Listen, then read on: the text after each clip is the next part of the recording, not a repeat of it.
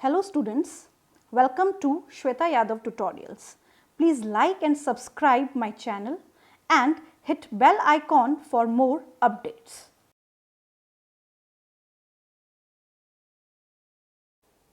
Last video में हमने fertilisation process start कर दिया था कि फर्टिलाइजेशन की डेफिनेशन क्या है और उसमें कौन कौन से स्टेप्स इन्वॉल्व हैं। इस वीडियो में हम पढ़ेंगे कि फर्टिलाइजेशन एग्जैक्टली होता कैसे है, कौन कौन से रिएक्शंस यहाँ पे होते हैं जिसकी सहायता से एक स्पर्म oocyte तक पहुंच पाता है। ये बहुत ही इंटरेस्टिंग टॉपिक है और इसमें छोटी छोटी बहुत सारी चीज़ें हैं जो इस टॉपिक को और भी बहुत ज़्यादा इंटरेस्टिंग बना देंगी। So let's start the fertilisation. जब हम फर्टिलाइजेशन की बात करते हैं तो एक बहुत ही खूबसूरत सा डायग्राम है और ये डायग्राम रिप्रेजेंट कर रहा है कि एक oocyte है, कि ओवम एक है और उस पे येलो कलर के बहुत सारे स्पर्म अडेयर हो रहे हैं, चिपक रहे हैं। But the only one hero can enter inside the cytoplasm of the ovum. इसमें से केवल एक ही स्पर्म साइटोप्लाज्म में एंटर कर पाएगा एंड फर्टिलाइजेशन हो जाएगा। हमने लास्ट वीडियो में पढ़ा था फर्टिलाइजेशन की definition. So what is the definition of fertilisation? The process of the fusion of the male and the female gamete, जो कि बहुत ही जनरल डेफिनेशन है, जो कि हम अपनी जूनियर क्लासेस से पढ़ते हुए आ रहे हैं। थोड़ी सी अगर प्रिसाइज डेफिनेशन बोलें तो फर्टिलाइजेशन की डेफिनेशन क्या होगी? It is a coordinated cellular mechanism. ये कोऑर्डिनेटेड सेल्यूलर और मॉलिक्यूलर मैकेनिज्म है जो स्टार्ट होता है स्पर्म एंड oocyte के कॉन्टैक्ट से, और ये oocyte कौन सा है? सेकेंडरी oocyte के कॉन्टैक्ट से, और खत्म होता है intermingling of the chromosomes. Intermingling of maternal and paternal chromosome. Maternal and paternal chromosome, यानी कि मैटरनल और पैटर्नल क्रोमोसोम्स के फ्यूजन पे ये प्रोसेस खत्म हो जाता है और इसी प्रोसेस को फर्टिलाइजेशन बोला जाता है। अब जब फर्टिलाइजेशन होता है तो यहाँ पे कौन कौन से रिएक्शन है, ओवम कैसे आया, फिर स्पर्म कैसे गया, ये सारी चीज़ें हम पढ़ेंगे, जो कि बहुत ही इंटरेस्टिंग टॉपिक है। तो यहाँ पे हम स्टार्ट करते हैं कि सबसे पहले जब फर्टिलाइजेशन होता है तो उसके लिए किस किस चीज़ों की ज़रूरत है। एक ज़रूरत है स्पर्म की और एक है oocyte की, यानी कि ओवम की ज़रूरत है। ओवम जो है वो कौन सा ओवम है? सेकेंडरी oocyte है। अपने दोस्तों के साथ मैंने आपको बताया था लास्ट वीडियो में कि कौन से दोस्त हैं? Corona radiata, the cells of the corona radiata zona pellucida के साथ क्या बाहर आया है? ओवेरी में से सेकेंडरी oocyte आया है। तो इस चीज़ को हम यहाँ पे बनाएंगे। These are the invagination of the fallopian tube.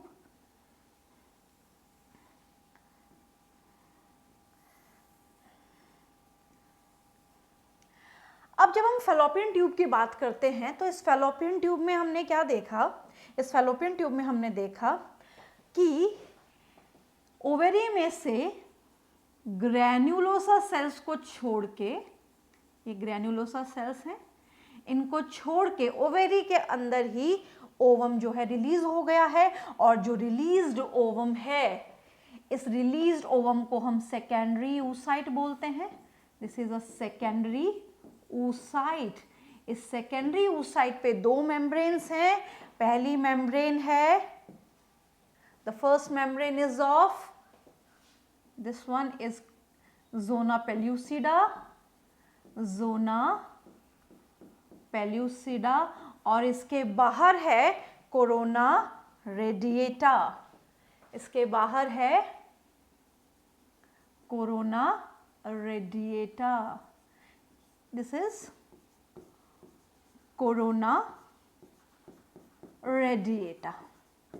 अब सबसे पहले हम ये पढ़ेंगे कि ओवम किस तरीके से अंदर आया, ओवम रिलीज कैसे हुआ। जैसे ही ओव्यूलेशन होने वाला होता है, FSH और LH का लेवल बढ़ जाता है, जिसको बोला जाता है FSH एंड LH सर्ज। ये पढ़ चुके हैं हम कि FSH और LH का सडन इंक्रीज होता है, इसको हम बोलते हैं FSH एंड LH सर्ज। अब FSH इंक्रीज होने से फैलोपियन ट्यूब स्टिमुलेट हो जाते हैं। ये स्टिमुलेट होने का रीजन क्या है? इन्हें लगता है कि ओवम आएगा तो ओवम को पकड़ लेना है। अब जब ओवम रिलीज होने वाला होता है, जब ओवम रिलीज होने वाला होता है तो यहाँ पे चेंजेस आते हैं। तो कौन से चेंजेस होते हैं, हम वो चेंजेस पढ़ेंगे। तो सबसे पहले क्या होता है कि ये जो फैलोपियन ट्यूब है, मैंने आपको लास्ट वीडियो में भी बताया था कि जो फैलोपियन ट्यूब है वो ओवरी के सरफेस की स्वीपिंग करने लग जाती है, उसको सहलाने लग जाती है। और जब स्वीपिंग मूवमेंट होता है तो स्वीपिंग मूवमेंट में हम क्या देखते हैं कि स्वीपिंग मूवमेंट में यहाँ पे हमने क्या देखा कि this is an ovary and this is a fimbriae of the fallopian tube. It starts sweeping the surface of the ovary. जैसे ही ट्यूनिका एल्ब्यूजिनिया का बल्ज निकलने लगता है, बल्ज निकल गया ट्यूनिका एल्ब्यूजिनिया का, तो ये जो फिम्ब्रे हैं, फैलोपियन ट्यूब के जो फिम्ब्रे हैं, इस बल्ज को और ज़्यादा फील करते हैं। और फील करने का रीज़न है कि इन्हें लगता है कि जैसे ओवम रिलीज होगा उसको पिक कर लेना है, उसको पकड़ लेना है। तो सबसे पहला तो क्या होता है, फैलोपियन ट्यूब का स्वीपिंग एक्शन होता है at the time of ovulation. दूसरा क्या होता है कि ये जो फिम्ब्रे हैं, ये जो फिंगर लाइक प्रोजेक्शंस हैं, ये फिंगर लाइक प्रोजेक्शन किससे लाइंड है, म्यूकोसल सेल से लाइंड है अंदर की तरफ, और यहाँ पे प्रेजेंट है सीलिया। तो सीलिएटेड लाइनिंग हो गई। अब ये जो सीलिएटेड लाइनिंग है, ये सीलिएटेड लाइनिंग क्या करेगी, ओवम को पिक करने में मदद करेगी। तो ओवम किस से पिक हुआ, basically fimbriae of the fallopian tube की मदद से पिक हो गया। पहले तो इसने स्वीप किया और जैसे ही ओव्यूलेशन हुआ तो इसने ओवम या सेकेंडरी oocyte को पिक कर लिया, ले लिया।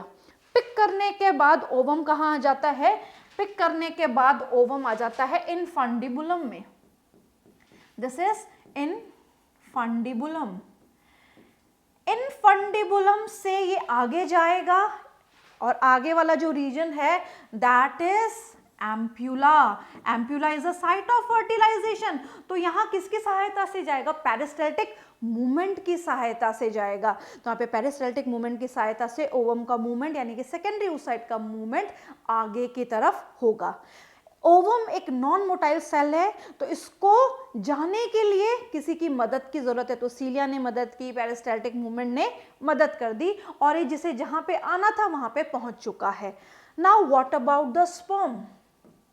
अब जो स्पर्म है उसका मूवमेंट कैसे होगा वो हमें पढ़ना है। तो जब हम स्पर्म की बात करते हैं तो बेसिकली यहां पे हम बना लेते हैं यूट्राइन लाइनिंग कंप्लीट। ये यूट्राइन लाइनिंग है along with the lining of the vagina। अब यहाँ पे क्या होता है, ध्यान से समझना, बहुत इंपॉर्टेंट है। स्पर्म जो है आफ्टर इजैक्यूलेशन कहाँ पे प्रेजेंट है, वेजाइना में प्रेजेंट है। ये बहुत सारे स्पर्म कहाँ पे प्रेजेंट है, वेजाइना में प्रेजेंट है। They get accumulated in the vaginal region. इनका वेजाइनल रीजन में एक्यूमुलेशन हो चुका है। अब यहाँ पे एक्यूमुलेटेड स्पर्म्स जो हैं इनको मूव करके और कहाँ जाना है, एम्प्यूला तक जाना है। और यहाँ पे प्रेजेंट है oocyte या ओवम, तो स्पर्म को भी यहाँ तक पहुँचना है, तो स्पर्म को ज़्यादा ट्रैवल करना पड़ता है। अब इसकी ट्रैवलिंग जो होती है उसमें मल्टीपल रिएक्शंस भी होते हैं, मल्टीपल चीज़ें भी होती हैं। अब यहाँ पे जब स्पर्म्स प्रेजेंट होते हैं आफ्टर इंटरकोर्स तो वेजाइना में आके कोगुलम बन जाता है। कोगुलम बनने का कारण मैंने आपको बताया था कि जो स्पर्म है उनको कहाँ पे हम बोलते हैं, कहाँ पे प्रेजेंट है, वो एक न्यूट्रिटिव फ्लूइड में प्रेजेंट हैं। और वो न्यूट्रिटिव फ्लूइड क्या है, semen. What is the name of the nutritive fluid in which sperms are present? Semen is the nutritive fluid in which sperms are exactly present. अब सीमन जो है उसको बनाने का काम किसने किया था, प्रोस्टेट ग्लैंड ने, सेमिनल वेसिकल ने एंड कॉपर्स ग्लैंड ने। इन तीनों ने अपने सिक्रीशंस दिए थे स्पर्म्स को, और sperms plus secretion of all these three glands that is seminal plasma is known as semen.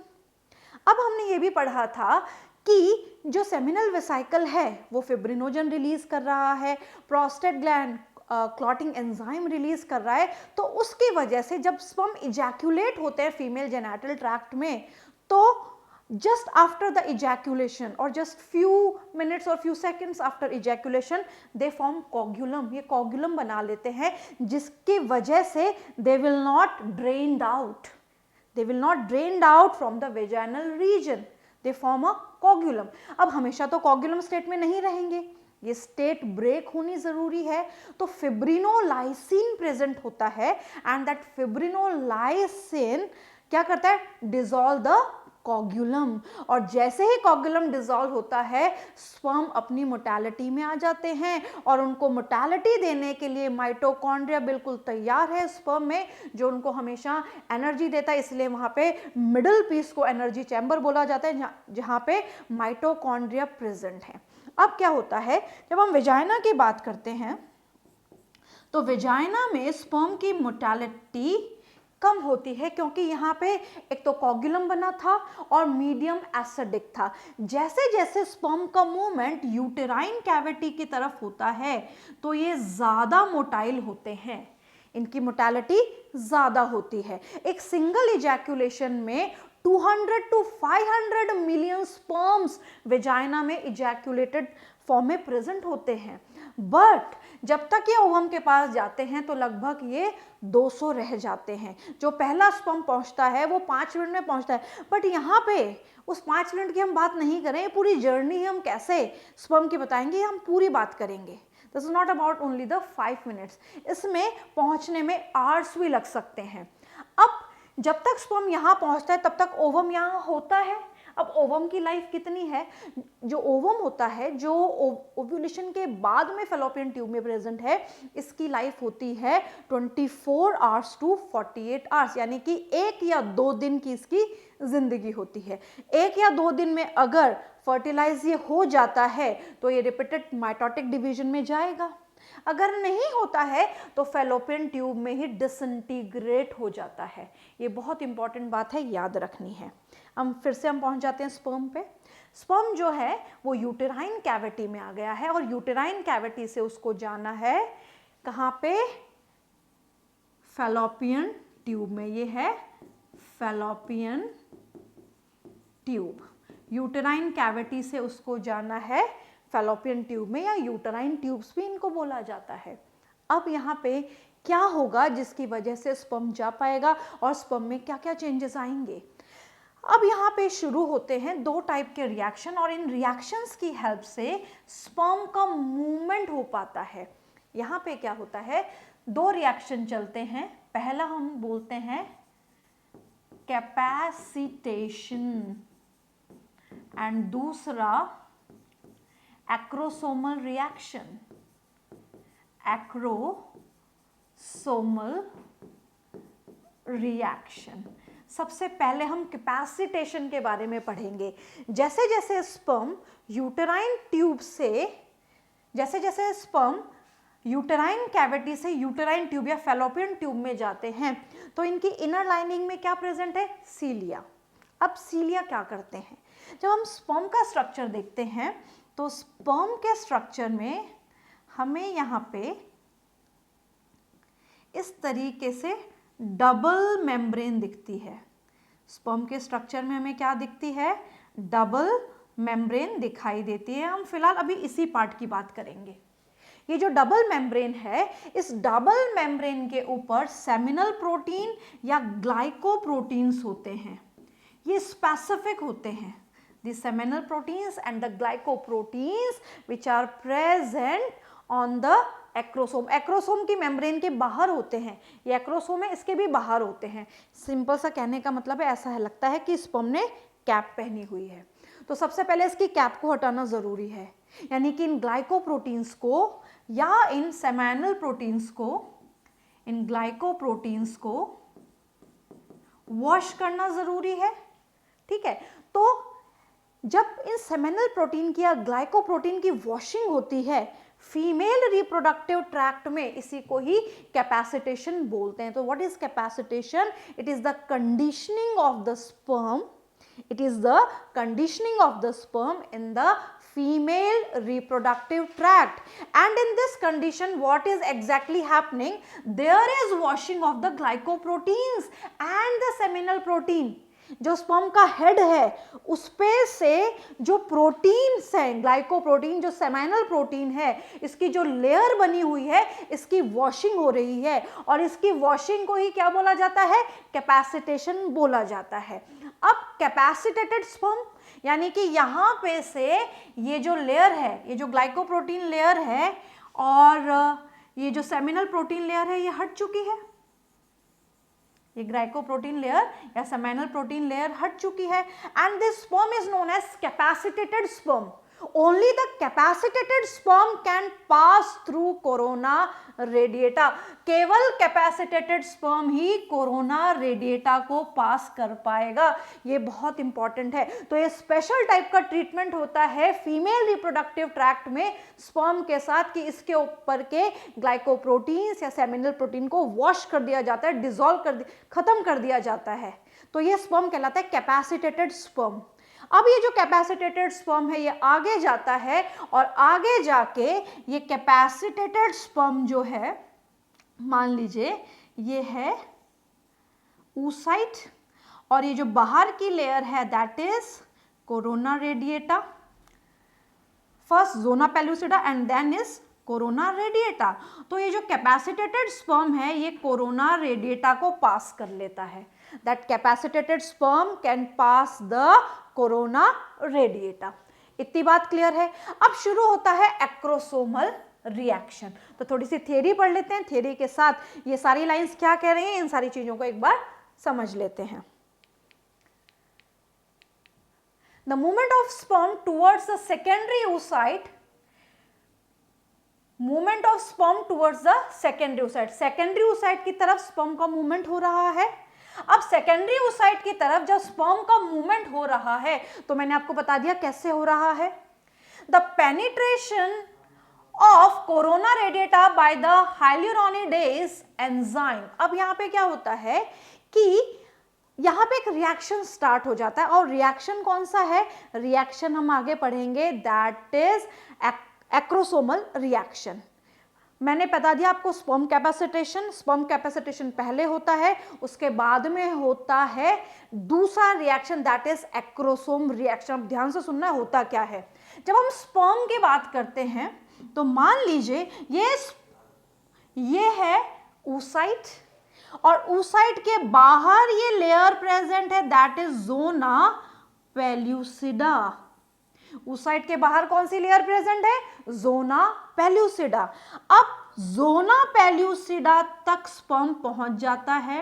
ये स्पर्म पहुंच गया जोना पेल्यूसिडा तक। कौन सा, कैपेसिटेटेड स्पर्म कोरोना रेडिएटा को क्रॉस करके पहुंच गया। अब यहाँ पे जैसे ही ये जोना पेल्यूसिडा को टच करता है, बहुत इंपॉर्टेंट लाइन है, जैसे ही ये जोना पेल्यूसिडा को टच करता है तो जोना पेल्यूसिडा एक्टिवेट करती है और रिएक्शन स्टार्ट हो जाता है। उस रिएक्शन को कहा जाता है एक्रोसोम रिएक्शन। इस एक्रोसोम रिएक्शन में होता क्या है एग्जैक्टली कि जब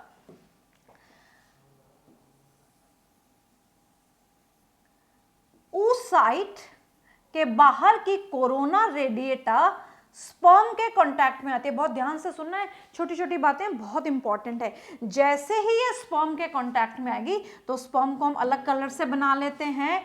ये हमने बना लिया स्पर्म का कलर ब्लू।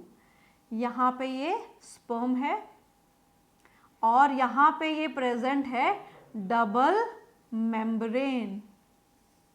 यहाँ पे ये प्रेजेंट है डबल मेम्ब्रेन। अब ये जो डबल मेम्ब्रेन है, जैसे ही एक्रोसोमल रिएक्शन स्टार्ट हो जाता है ये डबल मेम्ब्रेन फ्यूज होना स्टार्ट हो जाती है। बहुत सारी जगह से ये फ्यूज हो जाती है और जैसे ही ये बहुत सारी जगह से फ्यूज हो जाती है तो यहाँ पे बीच बीच में गैप्स बन जाते हैं और जैसे ही गैप्स बन जाते हैं तो यहाँ पे गैप्स बनने की वजह से तो रिएक्शन किस तरीके से दिखाई देता है, ये है जोना पेल्यूसिडा और इसके अंदर है ये सेकेंडरी oocyte। अब जैसे ही गैप्स बन जाते हैं तो गैप्स बनने की वजह से यहाँ पे क्या होता है, ये इस तरीके से हमें गैप्स दिखाई देते हैं स्पर्म में। यानी कि पूरा जो स्पर्म का हेड है उस पूरे हेड की वॉशिंग हो गई है। पूरे स्पर्म हेड की क्या हो गई, एक तरीके से वॉशिंग हो गई।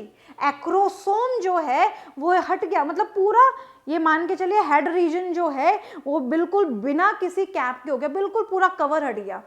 अब जैसे ही यहाँ पे गैप बनते हैं तो यहाँ पे एंजाइमेटिक सिक्रीशन शुरू हो जाता है, एक्रोसीन। कौन कौन से एंजाइम निकलते हैं?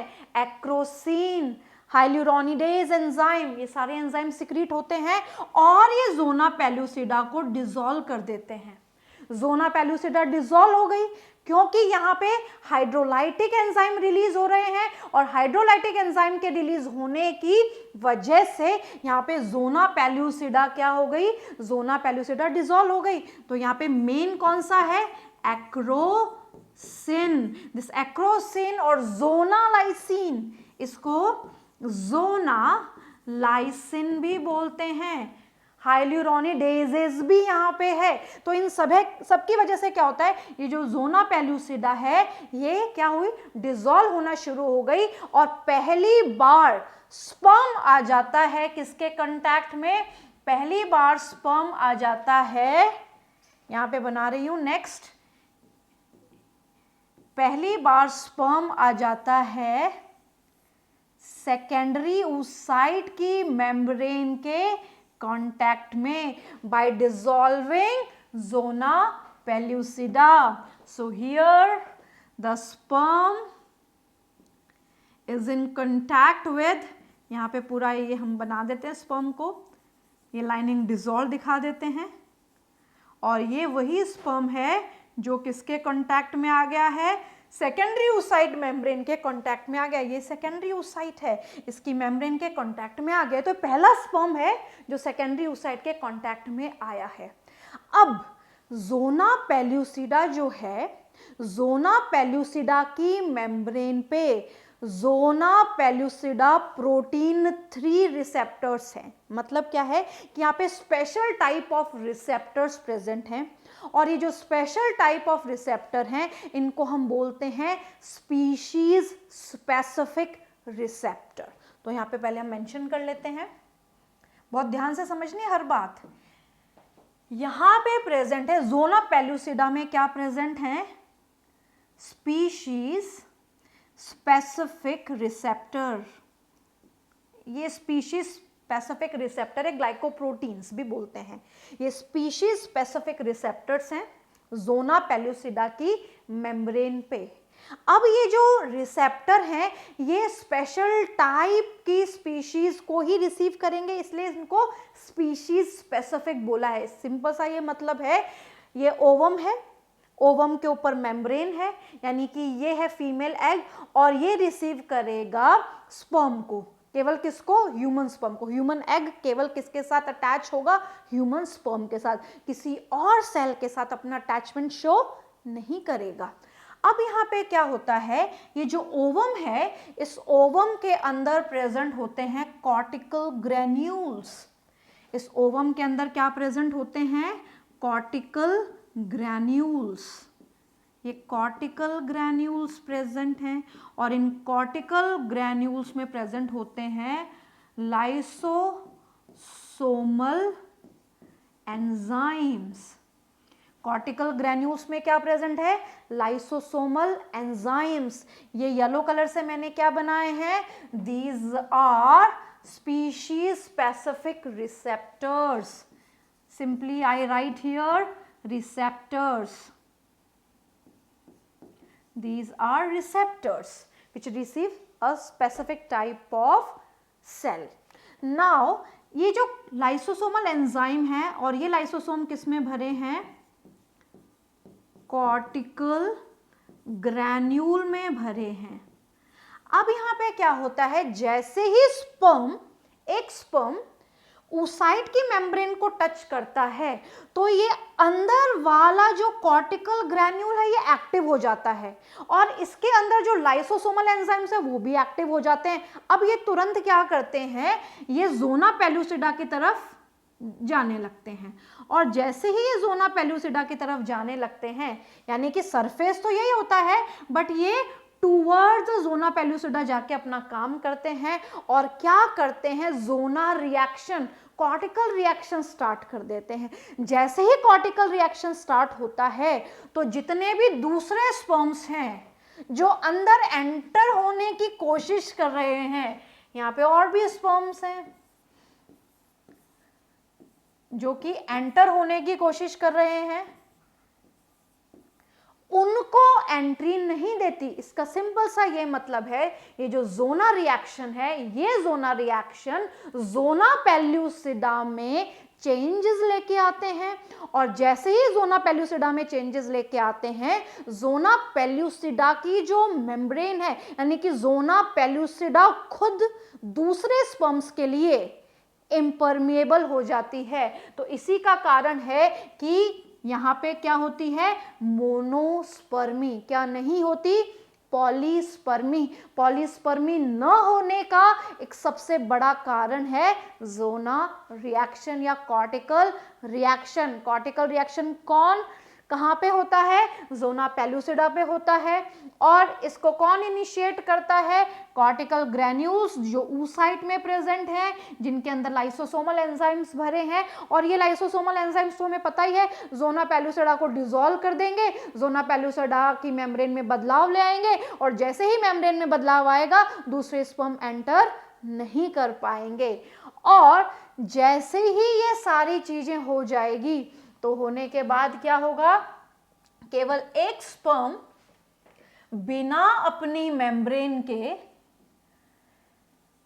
केवल एक स्पर्म बिना अपनी मेम्ब्रेन के, तो यहां पे इसकी मेम्ब्रेन मैं यहां बना देती हूं, ये स्पर्म की मेम्ब्रेन है जो कि बाहर रह गई है, बिना अपनी मेम्ब्रेन के कहां पे एंटर हो जाता है, oocyte में एंटर हो जाता है।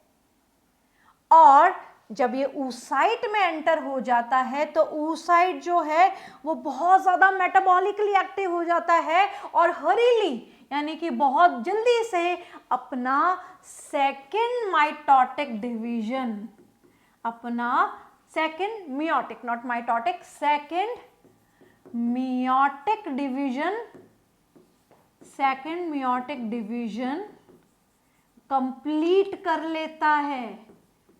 ये अपना सेकेंड मियोटिक डिवीजन कंप्लीट कर लेता है, और कंप्लीट करने के बाद जो ये सेकेंडरी oocyte है ये एग्जैक्टली ओवम या ऊटिड में कन्वर्ट हो जाता है, और यही वो ओवम है जिसके साथ स्पर्म का फ्यूजन होता है। जब स्पर्म और ओवम का फ्यूजन होता है तो स्पर्म और ओवम के न्यूक्लियाइज भी आपस में एक दूसरे को अट्रैक्ट करते हैं, और अट्रैक्ट करके प्लग बना लेते हैं, यानी कि यहाँ पे भी एक स्पेशल टाइप का अट्रैक्शन होता है, और उस अट्रैक्शन से इन दोनों के प्रो न्यूक्लियाइज आपस में अट्रैक्ट होके एक दूसरे के साथ फ्यूज हो जाते हैं। तो यहाँ पे जब न्यूक्लियस फ्यूज हो जाते हैं तो न्यूक्लियस के फ्यूजन के बाद किसकी बारी आती है, the fusion of the chromosome और the intermingling of the maternal and the paternal chromosome.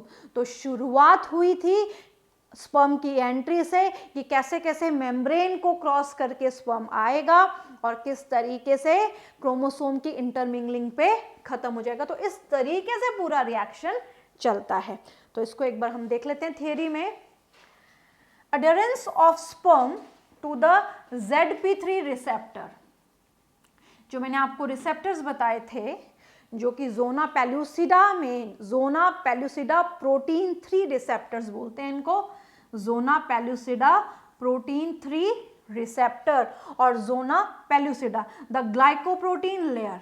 Zona pellucida क्या है, ग्लाइकोप्रोटीन लेयर है। ये ज़ोना पेल्यूसिडा है, ये ग्लाइकोप्रोटीन लेयर है, इस पे रिसेप्टर प्रेजेंट हैं, और ये स्पीशीज स्पेसिफिक रिसेप्टर हैं, ग्लाइकोप्रोटीन से बने हुए हैं। अभी हमें ध्यान रखना है कि बॉडी की हर सेल पे ग्लाइकोप्रोटीन और ग्लाइकोलिपिड्स होते हैं जो सेल सेल रिकॉग्निशन में मदद करते हैं। ये बात हम ऑलरेडी पढ़ के आ चुके हैं अपनी जूनियर क्लासेस में।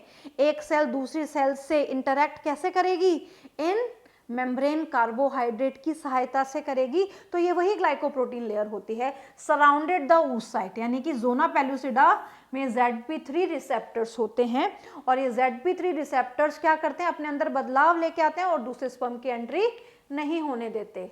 Sperm bind to a sperm receptor on the zona pellucida and this lead to initiation of acrosomal reaction. और क्या इसी को हम क्या बोलते हैं, एक्रोसोमल रिएक्शन, पूरे को ही बोलेंगे acrosomal reaction. The various enzymes are released, acrosin और zonalysin is released. Acrosin facilitate the penetration of sperm through the zona pellucida. Acrosin क्या करता है, यानी कि यहाँ पे ये एक्रोसिन क्या करता है, दोनों मेम्ब्रेन को फ्यूज कर देता है, गैप जनरेट हो जाता है और एक्रोसिन रिलीज होकर जोना पेल्यूसिडा को डिसॉल्व कर देता है। The fusion of sperm and the membrane of secondary oocyte, syngamy start हो जाती है।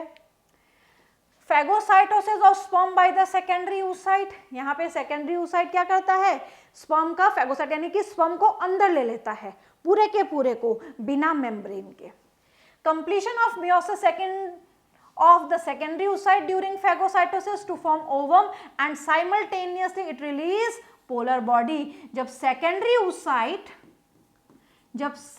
oocyte डिवाइड करता है तो ये अनइक्वल डिवीजन होता है, इसमें एक बनता है ओवम आफ्टर मियोसिस सेकेंड और एक बनता है पोलर बॉडी। यानी कि जैसे ही स्पर्म ओवम में एंटर करता है, सेकेंडरी oocyte के कांटेक्ट में आता है, तो यहाँ पे हरीली ये अपना सेकेंड मियोटिक डिवीजन कंप्लीट कर लेता है। Structure change in zona pellucida through the cortical reaction and discharge of cortical granules in the perivitelline space forms a fertilization membrane। cortical granule की सहायता से क्या बनती है, फर्टिलाइजेशन मेम्ब्रेन, जो सारी चीजें मैं आपको डायग्राम से समझा चुकी हूँ। तो इस तरीके से यहाँ पे कंप्लीट होता है मैकेनिज्म ऑफ द फर्टिलाइजेशन, जो कि बहुत बहुत बहुत इंपॉर्टेंट टॉपिक है इस चैप्टर का।